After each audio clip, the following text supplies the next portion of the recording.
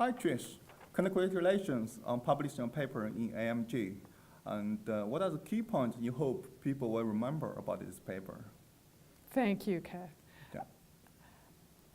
Well, first I hope that somebody reads the paper. Sometimes that doesn't happen, and after we do all the work, we really do hope somebody reads.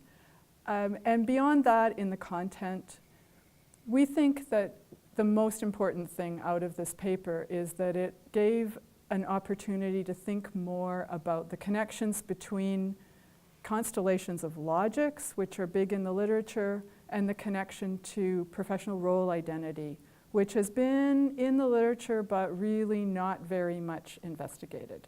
So our paper looks at how those two things changed over time and how the people who were actually involved took some actions that made it happen. So my second question is about the title. Your paper has a very catchy and fitting title. Can you recall when and how you got the idea? So the title of the paper is a little unusual, and it dates back to the time when I made the first presentation of this paper, which was back at EGOS in Montreal. And we were still involved in trying to understand what concepts we wanted to bring out.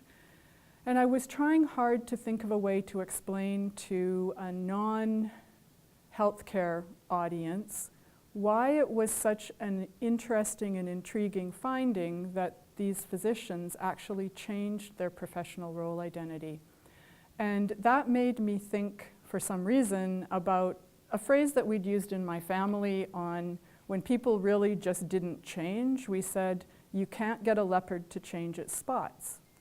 So that pushed me to thinking maybe we could use that idea to explain to others and maybe even help ourselves in terms of what we wanted to do in the paper.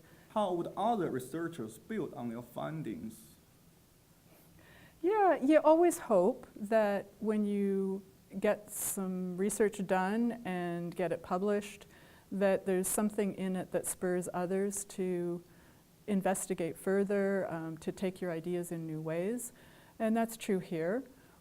I think that we're quite fascinated, really, with one of our findings, which is about the possibility of a hidden logic.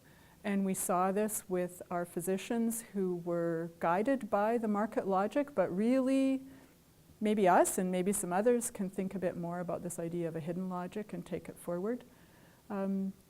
Another possibility is that we're very interested in workplace dynamics and the actual micro on-the-ground kind of things that happen as part of change, and hope that this opens up another little space for others to continue thinking about the multi-level aspects of change, and particularly understanding more about what people do, how they do it, and how that contributes to the kinds of change that need to happen.